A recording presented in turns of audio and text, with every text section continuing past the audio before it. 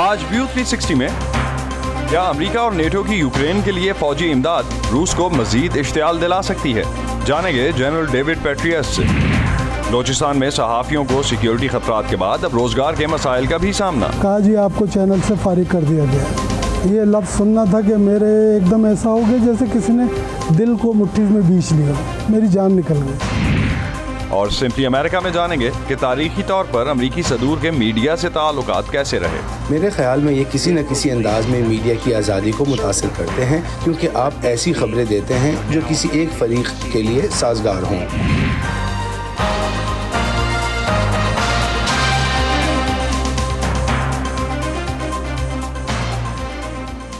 Voice of America کے Washington studios میں آپ سب کو خوش آمدید۔ آپ دیکھ رہے ہیں پروگرام ویو 360 اور میں ہوں اسد اللہ خالد۔ بائیڈن انتظامیہ نے سال 2023 کے لیے امریکہ کے فوجی بجٹ کا تخمینہ $773 ارب لگایا ہے۔ Chairman of joint chiefs of staff general Mark Milley اور امریکی وزیر دفاع لائیڈ آسٹن محکمہ دفاع کے بجٹ پر امریکی عوامی نمائندوں کے سوالوں کے جواب دینے کے لیے سینٹ کی ایک ذیلی کمیٹی کے سامنے پیش ہوئے۔ جیسا کہ آپ جانتے ہیں کہ محکمے کا چیلنج چین کی طرف سے جارحیت اور ان کی دھونس کا مقابلہ کرنا ہے، لہٰذا یہ بجٹ اپنی نئی قومی دفاعی حکمت عملی کو مد نظر رکھتے ہوئے پیسیفک ڈیٹرنس اقدام میں تقریباً $6 بلین کی سرمایہ کاری کرنا چاہتا ہے، جس کے تحت ہم بحر ہند اور بحر الکاہل میں اپنی طاقت، اپنے بنیادی ڈھانچے، اپنی موجودگی اور تیاری کو بڑھانے جا رہے ہیں۔ صدر بائیڈن کے 2023 کے مجوزہ بجٹ میں امریکی محکمہ دفاع کے لیے ایک سال میں فوجی بجٹ میں 4% کا اضافہ ہوگا۔ اس مجوزہ بجٹ پر سینٹ کی اس سماعت کی کارروائی پر بات کرتے ہیں مونا کاظم شاہ سے، جو ہمیں کیپٹل ہل سے جوائن کر رہی ہیں۔ مونا، سینٹ میں اس بجٹ کے حوالے سے کیا سوال اٹھائے گئے ہیں؟ جی دیکھیے اسد، اس میں امریکی بحری صلاحیتوں اور چینی بحری صلاحیتوں پر بات چیت ہوئی کہ کون کتنا ریڈی ہے، کس کی ریڈینس کس لیول پہ ہے۔ اس لحاظ سے کوانٹٹی کے بارے میں جنرل ملی نے بات کرتے ہوئے کہا کہ اس سے کوئی فرق نہیں پڑتا کہ چین کے پاس کتنی بحری بیڑیں ہیں، اس سے فرق پڑتا ہے کہ کس کی تیاری کتنی ہے۔ اس کے علاوہ وزیر دفاع لائیڈ آسٹن نے جو ہے وہ روس اور چین کو امریکہ کے لیے ایک بڑھتے ہوئے خطرے کے طور پہ بتایا۔ جنرل ملی نے یہ بھی کہا اسد کہ AI آرٹیفیشل انٹیلیجنس یا روبوٹکس جو ہیں وہ اب بیٹل فیلڈ میں جو ہے وہ حاوی ہو جائیں گے، اور اسی طریقے کی جنگیں آگے چل کے فیوچر میں ہوا کریں گی، جو آنے والے 20-30 سال میں متوقع ہے، جس کی تیاری ابھی سے کرنا ضروری ہے۔ اور کیا افغانستان کے حوالے سے بھی کوئی بات ہوئی مونا؟ جی اسد، بالکل افغانستان کے حوالے سے بات ہوئی تھی۔ سینیٹر لنزی گرام نے جو ہے وہ یہ مدعا اٹھایا کہ کیا وجہ ہے کہ اب اس وقت جو ہے وہ انتظار کیا روس نے یوکرین پہ حملہ کرنے کے لیے امریکی انخلا کا، جس کے بارے میں جنرل ملی کا کہنا تھا کہ وہ صدر پوٹن جو ہے وہ اپنی فوجیں منظم کر رہے تھے۔ اس کے علاوہ اسی بات کو ان کی اپنی تھیوری تھی ایک لنزی گرام کی، جس کو رد کرتے ہوئے سینیٹر ٹیسٹر نے کہا کہ ان کا ماننا ہے کہ سابقہ صدر ٹرمپ جو ہیں ان کے انیبل کرنے کی وجہ سے جو ہے وہ پوٹن جو ہے وہ انہوں نے یوکرین پہ حملہ کرنے کی ٹھانی۔ اس کے علاوہ دہشت گرد گروہوں کے حوالے سے بھی بات ہوئی، اور لنزی گرام نے پوچھا جنرل ملی سے کہ کیا دہشت گرد گروہ جو ہے وہ 2-3 سال میں امریکہ پر حملہ کرنے کی صلاحیت رکھتے ہیں افغانستان کی سرزمین سے، کیونکہ جنرل ملی کا یہی تجزیہ تھا۔ تو جنرل ملی نے اس کے جواب میں کہا کہ وہ اپنی اسیسمنٹ پر قائم ہیں۔ جیسا کہ میڈیا پر دکھایا جا رہا ہے اور جیسا کہ کچھ حساس معلومات کے مطابق جن سے آپ بھی آگاہ ہیں، ہم ابتدائی علامات دیکھ رہے ہیں، لیکن داعش اور دیگر گروہ اپنے آپ کو مضبوط کرنے کی کوشش کر رہے ہیں۔ وہ ابھی تک کامیاب تو نہیں ہوئے ہیں اور ابھی تک امریکہ کے لیے خطرہ بھی نہیں ہے، لیکن ہم اس پر نظر رکھے ہوئے ہیں، اور اگر وہ سر اٹھاتے ہیں تو ہم مناسب کارروائی کریں گے۔ اوور دا ہورائزن اسٹریٹجی کے بارے میں بھی بات چیت ہوئی، اور جنرل ملی کا کہنا تھا کہ یہ سہولت موجود تو ہے لیکن اس میں بہتری کی گنجائش ہے۔ بہت شکریہ مونا کاظم شاہ ہمیں اس حوالے سے اپڈیٹ کرنے کا۔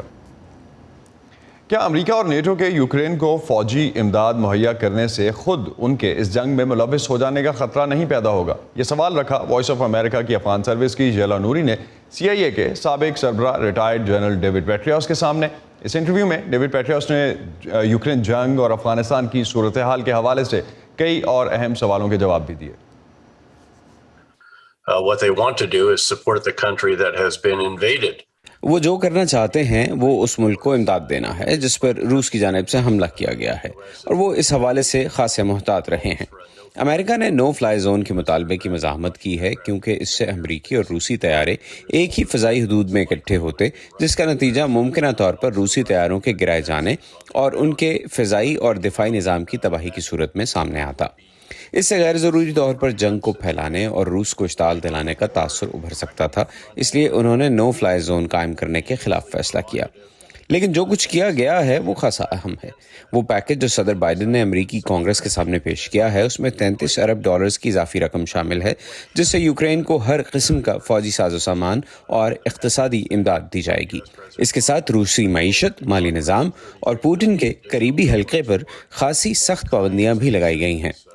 So, about Afghanistan, there has been an increase of violence. Afghanistan کے حوالے سے میرا سوال ہے کہ وہاں حال ہی میں خاص طور پر شیعہ ہزارہ برادری کے خلاف تشدد میں اضافہ ہوا ہے۔ اس میں کئی لوگ ہلاک ہوئے ہیں۔ کیا آپ کے خیال میں ISK پھر سے سر اٹھا رہی ہے؟ But ISK, This is something that, as you will recall, we predicted back when the Taliban took over. اگر آپ کو یاد ہو، طالبان کے کابل کا کنٹرول سنبھالنے کے وقت ہم نے اس کی پیشگوئی کی تھی۔ خدشہ تھا کہ طالبان میں تمام ملک پر قبضے کی صلاحیت نہ ہونے کے باعث ایسے گروہوں کو بعض علاقوں میں پناہ گاہیں قائم کرنے کا موقع ملے گا، اور یقیناً وہی ہو رہا ہے۔ ہم طالبان کے مخالف مزاحمتی گروہوں کو بھی ابھرتا دیکھ رہے ہیں، جو کہ لگتا ہے کہ طالبان پر حملوں کے لیے زور پکڑ رہے ہیں۔ لہٰذا وہ بہت سے خدشات جو ہم میں سے بہت سو کو امریکہ کے افغانستان سے انخلاء اور طالبان کے قبضے کے وقت تھے، وہ سچے ثابت ہو رہے ہیں، اور یہ افسوسناک ہے۔ so US paying closer attention. US Ukraine پر بہت توجہ دے رہا ہے۔ آپ نے ذکر کیا $33 ارب کے امدادی پیکج کا جو تجویز کیا گیا ہے، تو کیا آپ کو لگتا ہے کہ افغانستان کا موضوع اس وقت واشنگٹن میں بھلایا جا چکا ہے؟ I don't think it's forgotten, but I do think it's overshadowed. میرا نہیں خیال کہ اسے بھلایا جا چکا ہے۔ ہاں، یوکرین اور دنیا میں جاری دوسرے معاملات کے باعث اس پر توجہ کم ہو گئی ہے۔ وہ معاملات جنہیں زیادہ اہم سمجھا جا رہا ہے، اور یہ یقیناً ایک چیلنج ہے۔ تمام ضروری مسائل سے نمٹنے کے لیے دنیا کے پاس ایک حد تک ہی گنجائش موجود ہے۔ یوکرین کی مدد کے لیے جو انتہائی بڑے پیمانے کی کوشش کی جا رہی ہے، اس سے یقیناً وہ توجہ کم ہو گئی ہے جو ہو سکتا ہے افغانستان کے اور دوسرے مسائل پر دی جاتی۔ So the recent report by DOD indicates امریکی محکمہ دفاع کی ایک رپورٹ کے مطابق $7 ارب کی مالیت کا فوجی ساز و سامان افغانستان میں پیچھے چھوڑ دیا گیا، جو کہ طالبان کے ہاتھوں میں ہے۔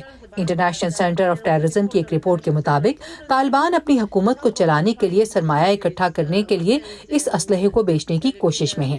آپ کو اس حوالے سے کیا کوئی تشویش ہے؟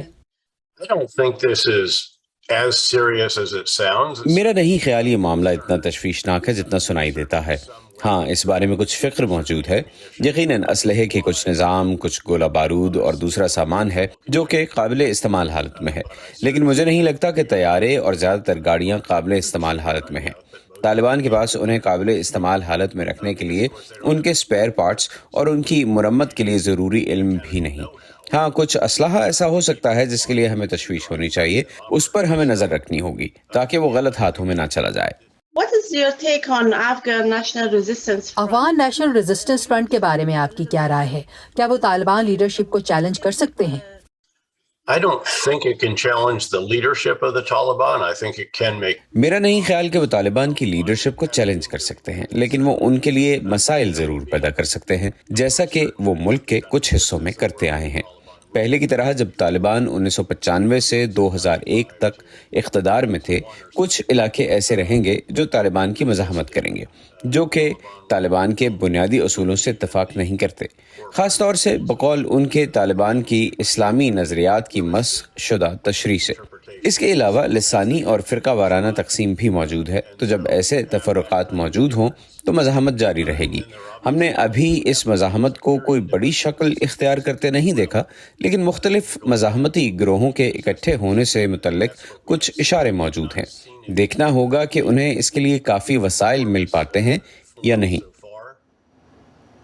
امریکہ میں ایک اور ایشو جس پہ اس وقت بہت زیادہ بات ہو رہی ہے، امریکی سپریم کورٹ کا اسقاط حمل کا قانون ملک بھر کی توجہ کا مرکز بنا ہوا ہے۔ ابارشن امریکہ میں ایک انتہائی حساس موضوع ہے۔ 50 سال پہلے رو بمقابلہ ویڈ نامی مقدمے میں عدالت نے اسقاط حمل کے حق کو آئینی تحفظ دیا تھا۔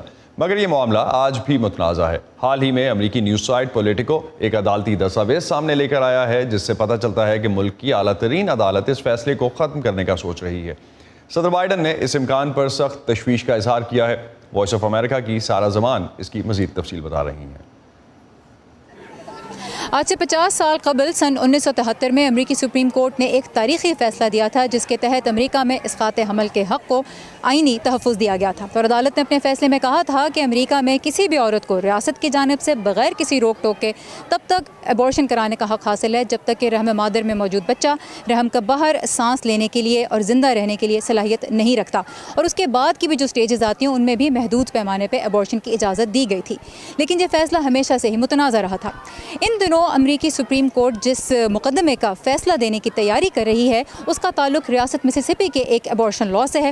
یہ لاء پچھلے سال منظور کیا گیا اور اس میں یہ کہا گیا ہے کہ حمل ٹھہرنے کے 15 ہفتوں کے بعد ایبورشن کرانا جو ہے وہ ممنوع ہوگا، اور اس فیصلے سے متعلق جو ججز کی آراء ہے اس کا ایک ابتدائی مسودہ پولیٹیکو نے لیک کیا، جس سے یہ بات سامنے آئی کہ امریکی سپریم کورٹ کا جو 9 ججز کا بینچ ہے جن میں 6 کنزرویٹو اور 3 لبرلز ہیں، ان میں سے 5 ججز ایسے ہیں جو اس حق میں ہیں کہ 50 سال قبل جو فیصلہ کیا گیا تھا اسے واپس لیا جائے، اور ریاستوں کے جو منتخب نمائندے ہیں، جو سیاستدان ریاستوں کی مقننہ میں بیٹھتے ہیں، عوامی نمائندے ہیں، ان کو یہ حق دیا جائے کہ وہ یہ فیصلہ کریں کہ اپنی اپنی ریاست میں وہ کس قسم کے ایبورشن لاز چاہتے ہیں۔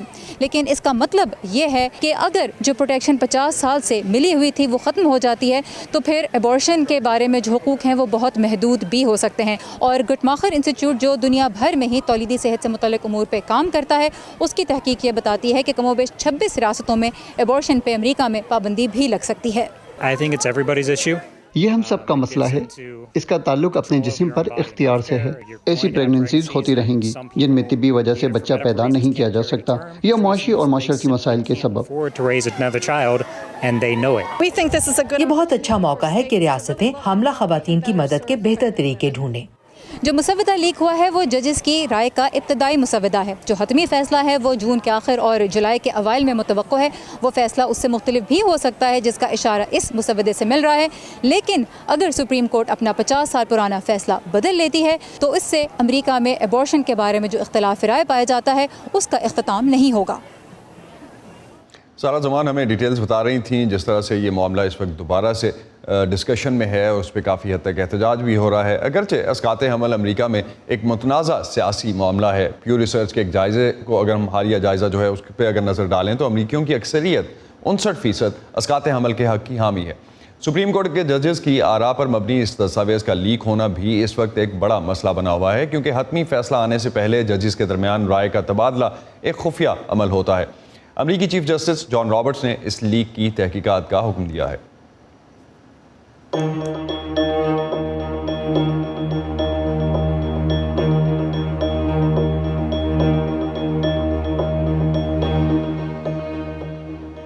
صحافت کی آزادی کے عالمی دن کے موقع پر کل امریکی وزیر خارجہ اینٹنی بلنکن نے کہا کہ امریکہ صحافت کی آزادی، دنیا بھر میں صحافیوں کی حفاظت اور آن لائن اور آف لائن معلومات تک رسائی کی وکالت جاری رکھے گا۔ واشنگٹن میں فارن سروس سینٹر میں خطاب کرتے ہوئے ان کا کہنا تھا کہ ایک آزاد اور خود مختار پریس عوام کی معلومات تک رسائی کو یقینی بناتا ہے۔ امریکہ کا اندرون ملک اور دنیا بھر میں آزادی صحافت سمیت اظہار رائے کی آزادی کے حق کو فروغ دینے میں ایک اہم حصہ ہے۔ اینٹنی بلنکن کا کہنا تھا کہ معلومات، خیالات بشمول اختلاف رائے تک بلا تعطل رسائی ایک روادار معاشرے کے لیے ضروری ہے۔ پاکستان میں صحافیوں کی سیکیورٹی سے متعلق پوچھے گئے ایک سوال کے جواب میں امریکی وزیر خارجہ کا کہنا تھا کہ امریکہ اور پاکستان کے درمیان دو طرفہ بات چیت میں پاکستان میں صحافیوں کو لاحق خطرات کا ایشو اٹھایا جاتا ہے۔ صدر جو بائیڈن نے آزادی صحافت کے عالمی دن کے موقع پر اپنے پیغام میں کہا کہ آزادی صحافت کے لیے یہ ایک خطرناک دور ہے۔ یوکرین میں حالیہ ہفتوں میں کم از کم 11 صحافی ہلاک ہو چکے ہیں۔ جبر اور سینسرشپ یا پھر انتقام کے خطرے کی وجہ سے کئی روسی صحافیوں اور میڈیا کے دیگر اراکین کو اپنے ملک سے فرار ہونا پڑا۔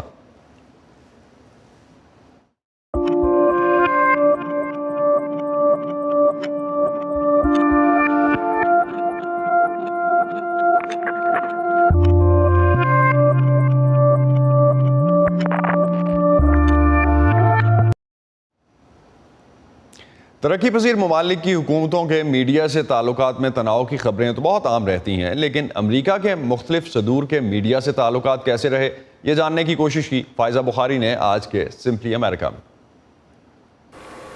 ویلکم ٹو سمپلی امریکہ۔ صحافیوں کے تحفظ کے لیے کام کرنے والی تنظیم رپورٹرز وداؤٹ بارڈرز ہر سال ایک تفصیلی report world press freedom index کے نام سے جاری کرتی ہے، جس میں دنیا کے 180 ممالک میں میڈیا کی آزادی کی صورتحال کی تفصیلات اور ان کے لحاظ سے درجہ بندی شامل ہوتی ہے۔ 2021 کی رپورٹ کے مطابق دنیا کے 180 میں سے 132 یعنی 73% ملکوں میں صحافت پر مکمل یا جزوی طور پر پابندیاں عائد ہیں۔ میں نے امریکن یونیورسٹی سے منسلک پروفیسر جیسن مولیکا سے پوچھا کہ امریکہ ریٹنگ کے اعتبار سے بہترین ممالک میں شامل کیوں نہیں؟ میرے خیال میں ریٹنگ میں کمی کی ایک وجہ یہ ہے کہ اب بھی ہم ٹرمپ کے دور صدارت کے اثرات سے باہر نکل رہے ہیں، لیکن تمام الزام ان پر نہیں لگانا چاہیے کیونکہ میڈیا پر ہمیشہ کسی نہ کسی سطح پر عدم اعتماد رہا ہے، یعنی یہ کہ آیا وہ ہمیں ہر چیز سے باخبر کر رہے ہیں۔ اس کے علاوہ ہم نے دیکھا کہ اب ہر خبر کے دو رخ ہیں، لبرل یا آزاد خیال کہلائے جانے والے نیٹ ورکس اور قدامت پسند نیٹ ورکس۔ میرے خیال میں یہ کسی نہ کسی انداز میں میڈیا کی آزادی کو متاثر کرتے ہیں کیونکہ آپ ایسی خبریں دیتے ہیں جو کسی ایک فریق کے لیے سازگار ہوں۔ یہاں امریکہ میں مختلف صدور کے میڈیا سے تعلقات کی نوعیت ایک جیسی نہیں رہی۔ جیسن مولیکا کا کہنا تھا کہ صدر اور میڈیا کے درمیان ایک پرفیکٹ نہیں بلکہ عزت کا تعلق ہونا چاہیے اور سخت سوالات کا سامنا کرنے کا حوصلہ بھی۔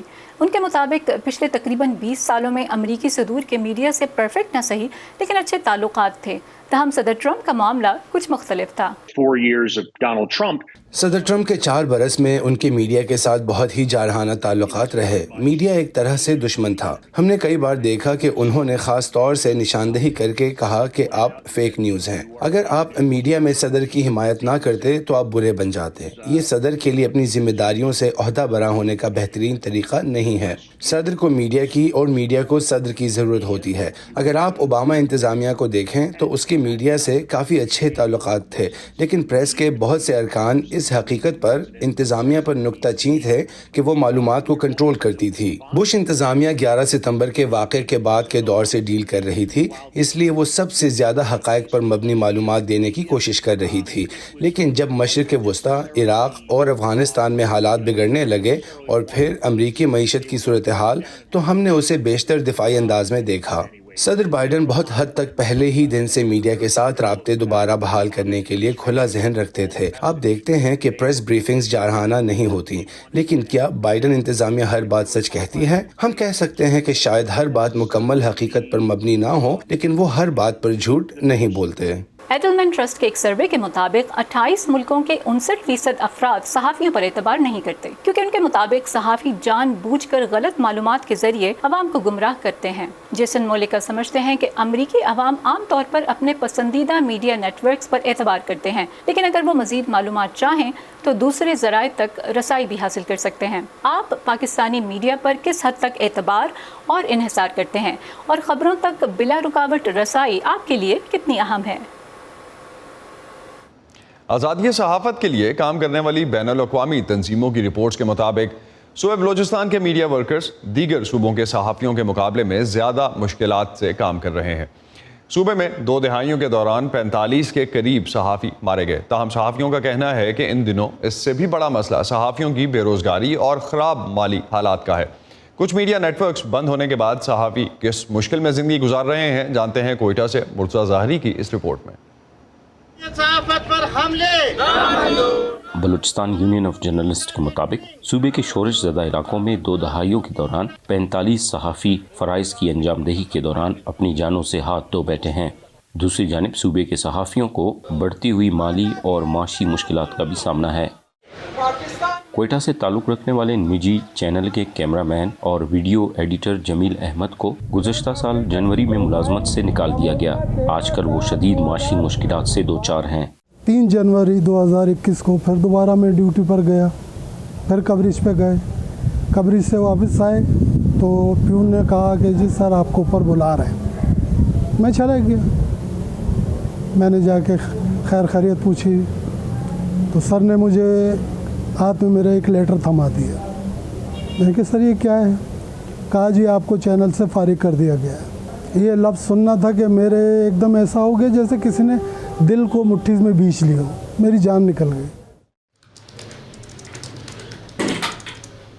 बलूचिस्तान यूनियन ऑफ जर्नलिस्ट के आदाद शुमार के मुताबिक गुज़श्ता चंद सालों के दौरान कोयटा में 15 से 20 सहाफ़ी बेरोज़गार हुए हैं, जबकि बलूचिस्तान के सूबाई दारुल-हुकूमत कोयटा से 4 निजी न्यूज़ चैनल्स के बैरो ऑफिस भी बंद कर दिए गए हैं।